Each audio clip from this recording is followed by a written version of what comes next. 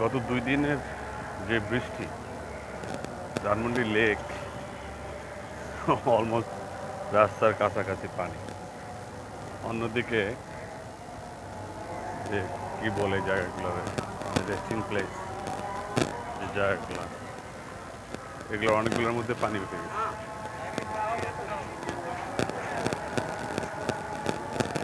এটার মধ্যে অনেক গ্যাস মাছ শিকার করে।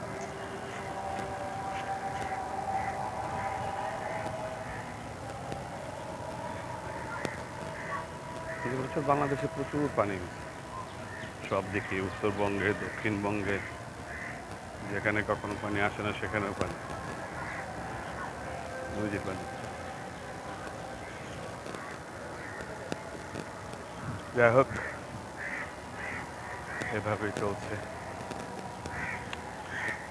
তো আবার মাছের পোনাও আছে প্রচুর, শামুক ঝিনুক, প্রচুর পোকামাকড় গ্রো হচ্ছে। এই হচ্ছে পানি, এই হচ্ছে পানি। দেখা যাচ্ছে নিশ্চয়ই না?